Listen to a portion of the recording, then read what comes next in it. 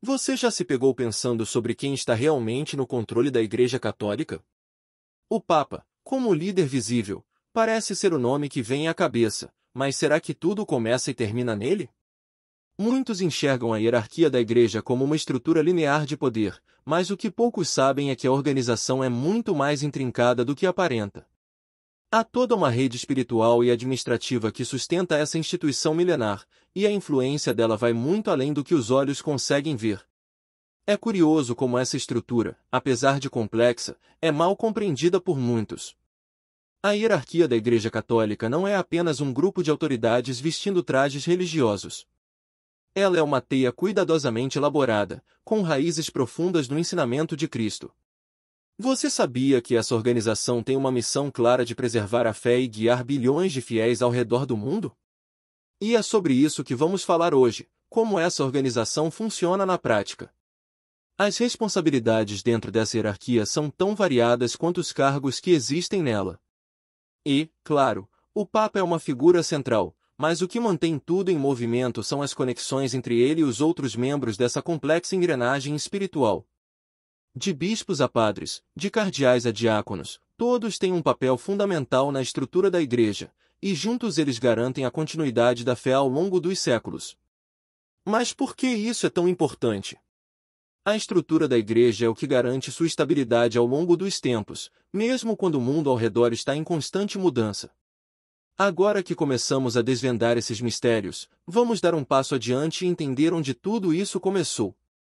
Afinal, qual é o verdadeiro fundamento dessa organização? A base de toda essa hierarquia está, surpreendentemente, nas Escrituras. Quando Cristo disse a Pedro, "Sobre esta pedra edificarei minha igreja", ele estava fazendo mais do que um simples elogio. Ele estava, na verdade, instituindo a liderança da igreja de uma maneira que ecoaria por milênios. Pedro não era apenas um seguidor qualquer, ele foi escolhido como líder dos apóstolos, o primeiro na sucessão apostólica. E essa escolha não foi aleatória, ela marcou o início de uma organização sólida que sustentaria a fé cristã. Mas como essa escolha se traduz na estrutura que conhecemos hoje? A sucessão apostólica, que começou com Pedro, é o que dá à Igreja Católica sua base inabalável. Essa linha de liderança não foi quebrada em 2 milênios, e é através dela que o Papa e outros membros da hierarquia exercem sua autoridade. O objetivo? Manter a unidade e a pureza da fé. Ou seja, essa organização hierárquica não é apenas um sistema de poder, mas um meio de proteger os ensinamentos de Cristo. E isso faz sentido, não é?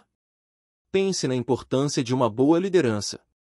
Na nossa vida diária, seja no trabalho ou na família, líderes confiáveis são fundamentais para o sucesso de qualquer projeto ou missão.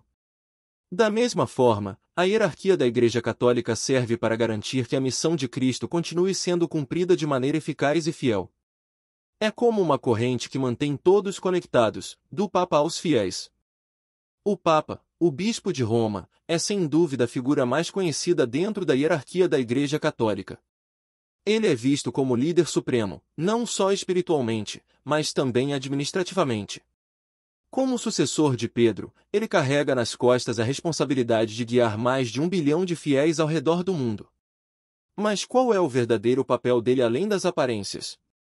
O Papa não é apenas uma figura simbólica, ele é a personificação da sucessão apostólica.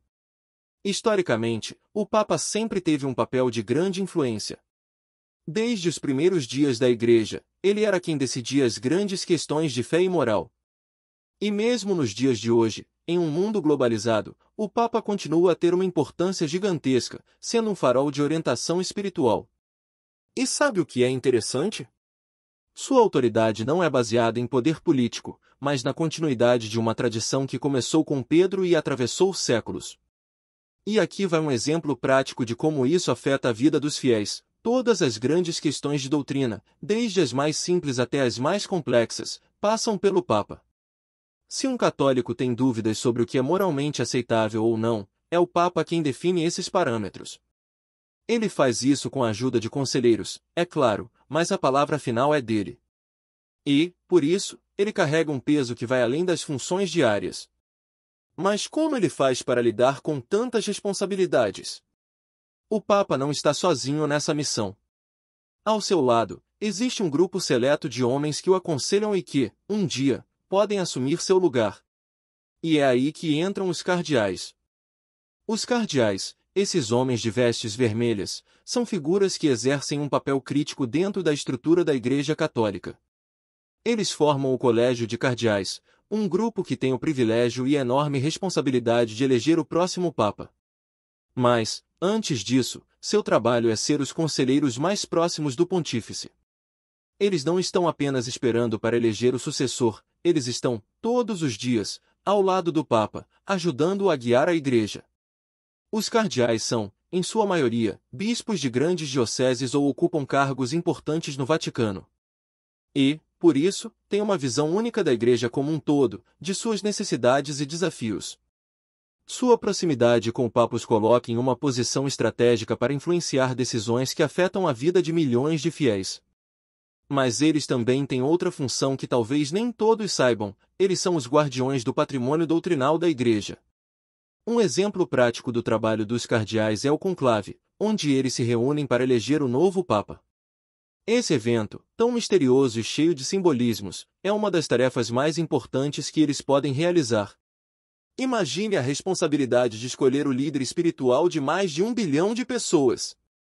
Essa é a magnitude do papel que os cardeais desempenham. E, depois que o novo Papa é eleito, eles continuam como seus conselheiros de confiança. Mas os cardeais não são os únicos líderes importantes. Eles são parte de uma rede maior que também inclui arcebispos e bispos, que têm responsabilidades específicas em suas dioceses. Vamos ver como esses líderes se encaixam na estrutura maior. Os arcebispos e bispos são líderes locais dentro da hierarquia da Igreja Católica, responsáveis por garantir que a fé seja vivida e ensinada em suas respectivas dioceses.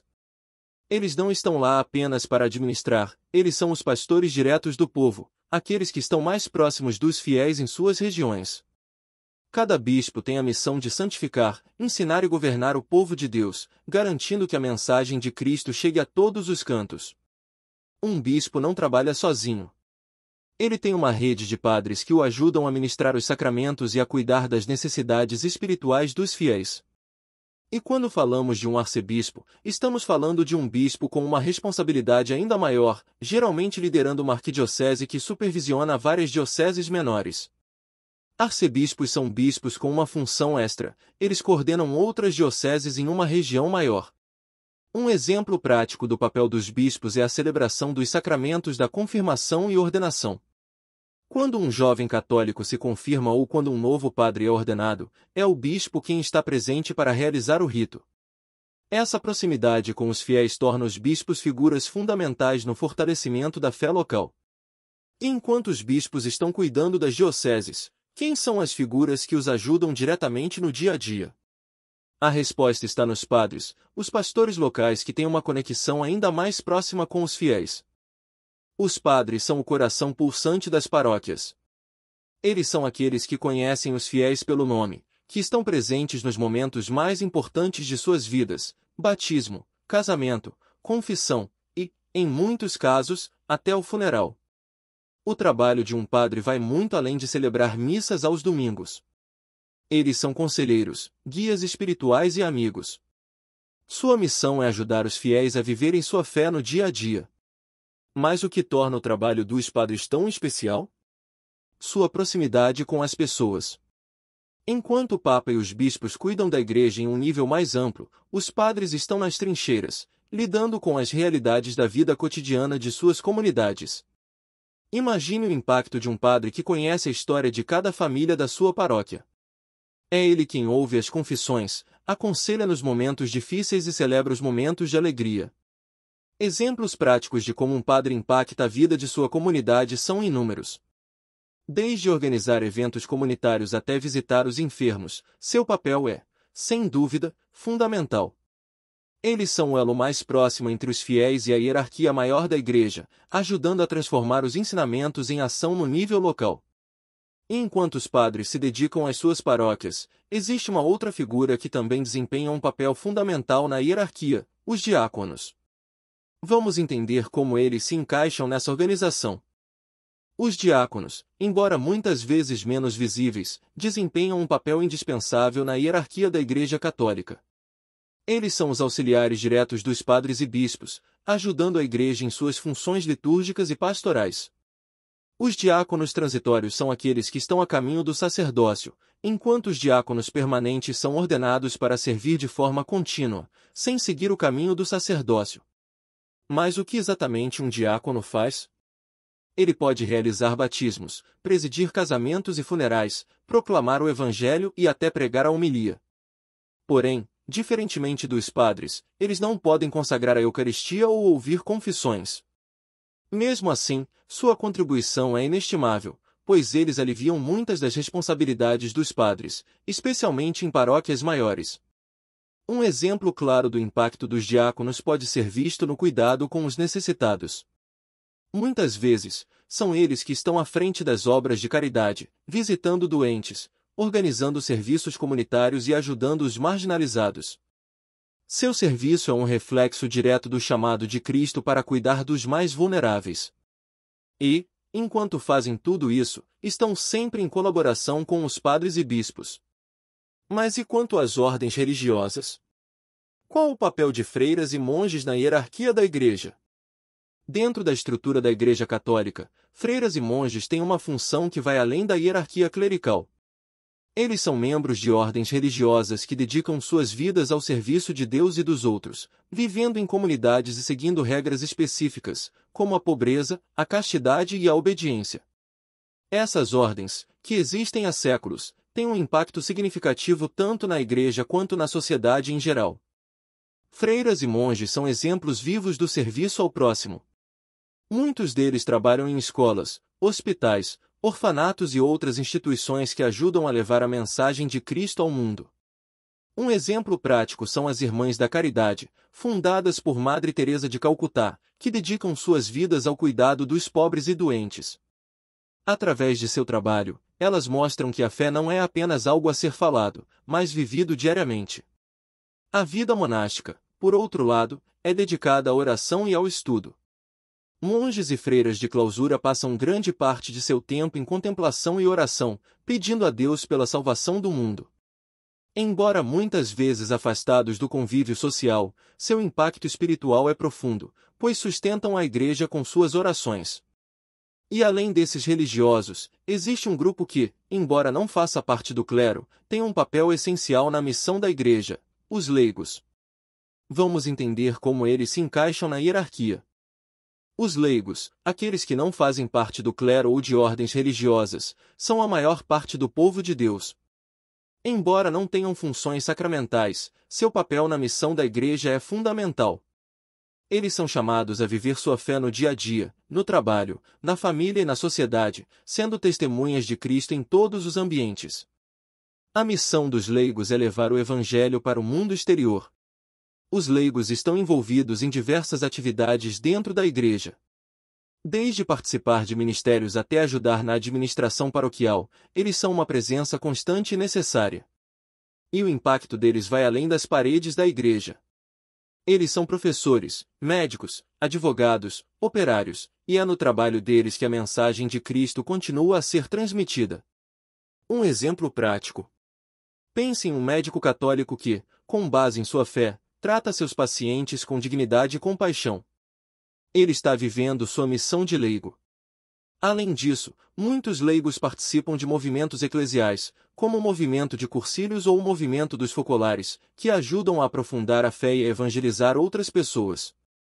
Esses movimentos são formas concretas de os leigos se organizarem e viverem sua missão de evangelização. E agora, à medida que encerramos nossa viagem pela hierarquia da Igreja, é hora de ver como tudo isso se encaixa em um único propósito: o serviço e a comunhão. A hierarquia da Igreja Católica, como vimos, não é uma estrutura de poder como tantas outras. Ela é uma organização cuidadosamente elaborada para servir, proteger e guiar a fé de bilhões de pessoas. Do Papa aos leigos, cada nível tem sua função específica, mas todos compartilham de uma única missão: ser uma presença viva de Cristo no mundo. E essa comunhão, essa conexão entre todos os membros da Igreja, é o que mantém a fé viva e dinâmica. Se você aprendeu algo novo hoje sobre como a igreja é organizada e se sente mais conectado com a fé católica, então inscreva-se no canal. Aqui, você vai continuar aprendendo mais sobre nossa rica tradição. E não esqueça, curta este vídeo, compartilhe com seus amigos e ative as notificações para não perder nenhum conteúdo novo. Vamos continuar juntos nessa jornada de fé e descoberta.